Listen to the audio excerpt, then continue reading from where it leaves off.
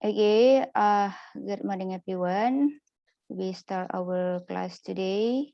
Welcome to Structure 1 class. During this semester, you will be studying with me, yeah.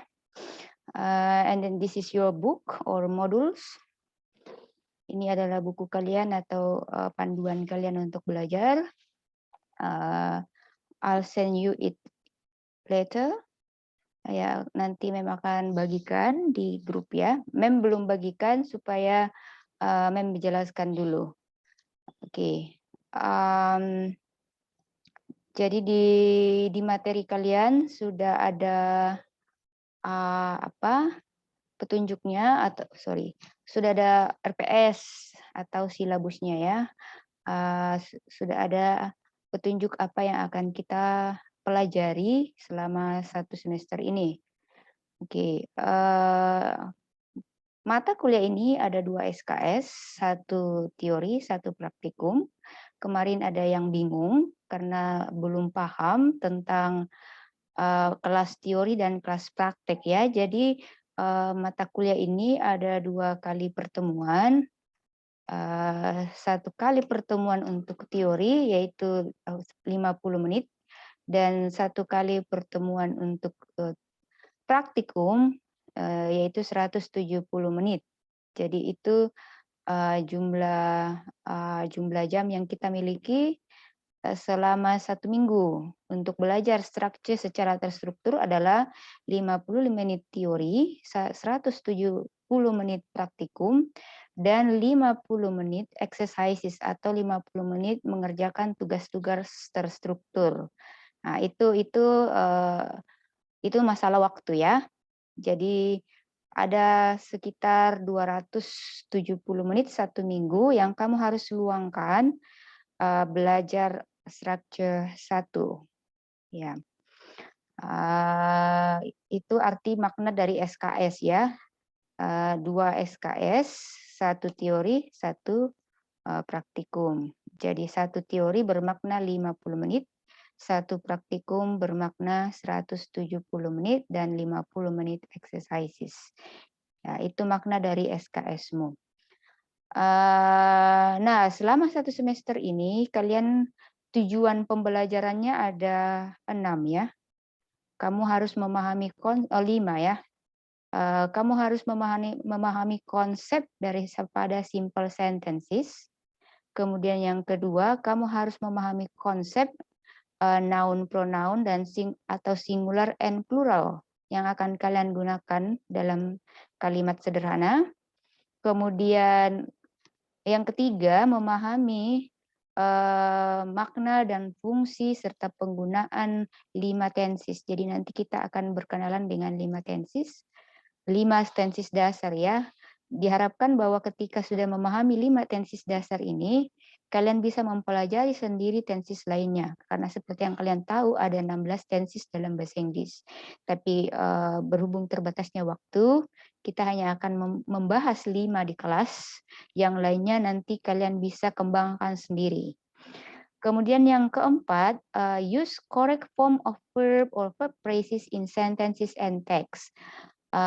Sebenarnya tujuan utama belajar tenses dalam semester ini kita fokuskan untuk mempelajari penggunaan kata kerjanya yang nanti bisa dipakai dalam kalimat maupun dalam teks-teks bahasa Inggris. Karena kalian juga ada reading text ya. Diharapkan bahwa kalian bisa memahami bagaimana penggunaan kata-kata kerja ya. Tadi sudah ada latihan.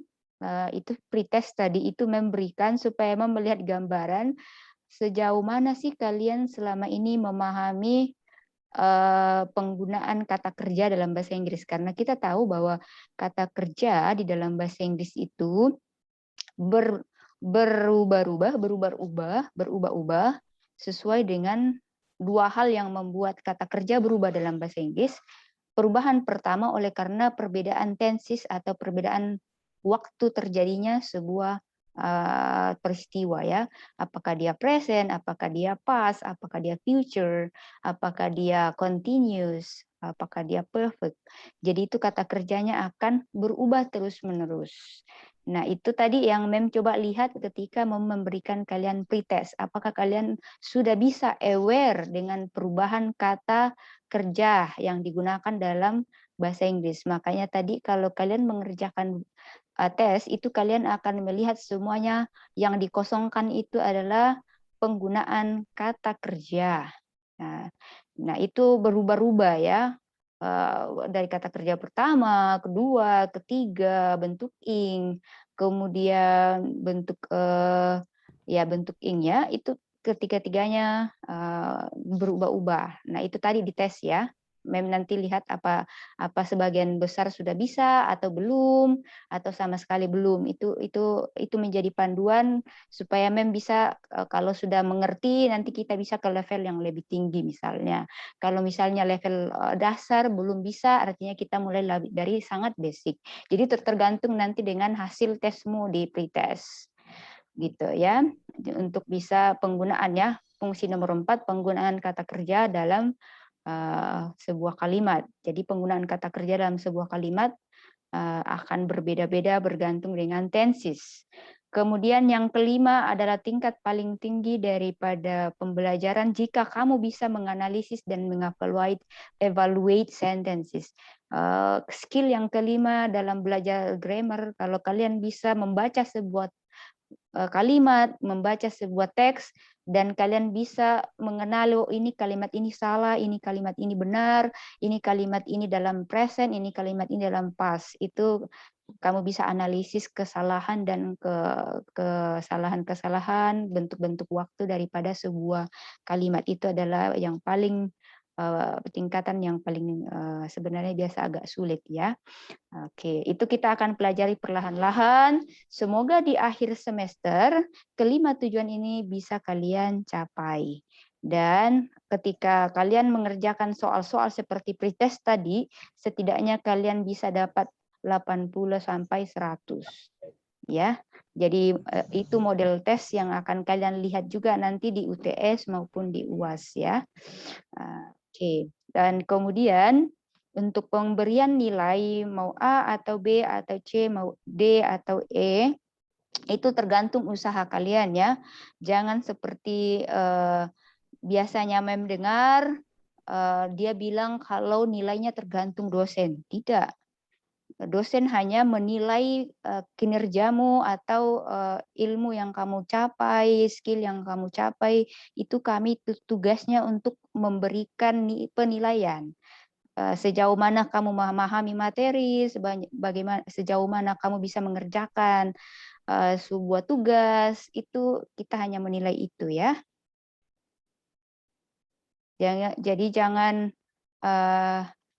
berpikir bahwa nilai itu diberikan dosen. Tugas dosen adalah memberikan penilaian, bukan memberikan nilai, memberikan penilaian.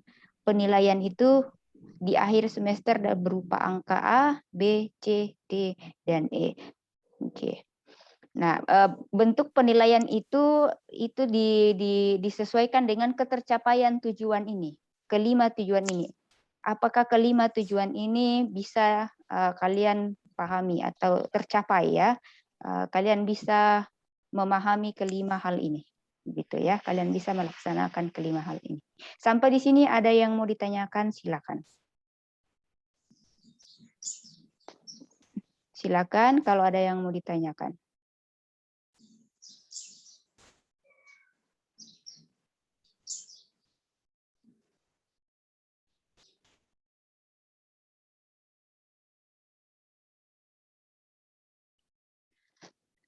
Jadi ini 20 orang yang menjawab dari 25 ya. Sebenarnya ada 25 peserta.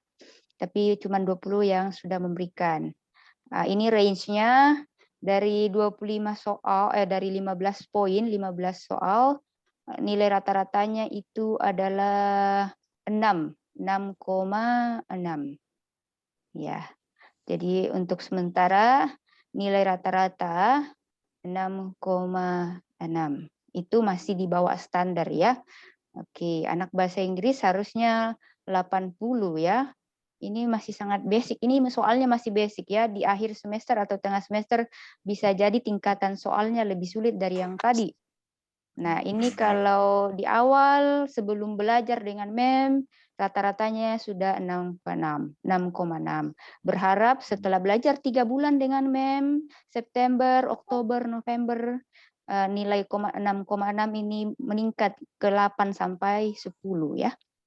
Sorry, 6,6 ini dari 15 poin. Ini bukan 6,6 dari 100 ya. Harusnya 6,6 dari 10 itu bagus. Ini kalau 6,6 dari 15 poin, itu artinya tidak setengahnya ya. Kalau di perkan ini cuma tidak sampai, kalau rentang nilai 0 sampai 100, ini tidak sampai 50. Jadi ini masih di bawah rata-rata ya. Oke, jadi ini masih sangat di bawah rata-rata. Jadi dari 15 poin, nilai rata-rata kalian hanya 6,6. Oke, jadi mudah-mudahan nanti kalau sudah selesai semester ini, akhir semester, nanti poinnya sudah main di 10 sampai 15 poin ya, bukan lagi di 6 poin begini. Jadi 6,6 bagi per 15 poin atau dari 15 poin. Oke. Jadi ini jawaban misalnya nomor 1 ini jawabannya adalah ini ya, yang warna hijau. Jadi jawabannya itu adalah yang warna hijau. Ya. Oke. Nah, ini yang menjawab benar nomor 1 cuma 6 orang. Ya, dari 20 orang. Kenapa jawabannya plays bukan play, played or playing? Nanti itu kalian akan pelajari ketika belajar simple present tense. Ini nomor 1 itu simple present tense.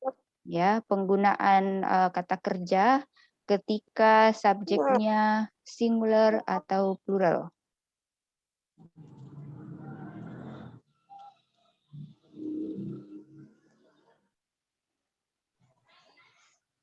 Oke, kemudian nomor 2, sambil menunggu kalau ada yang mau bertanya silakan bertanya ya.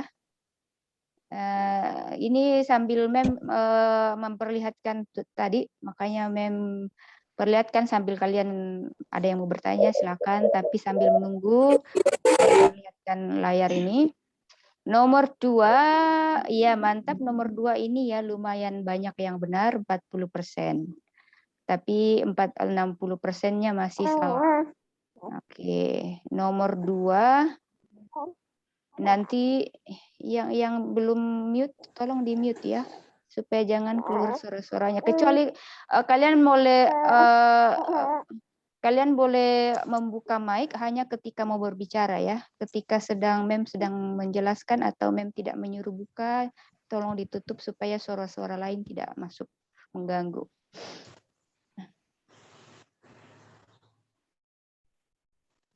Oke,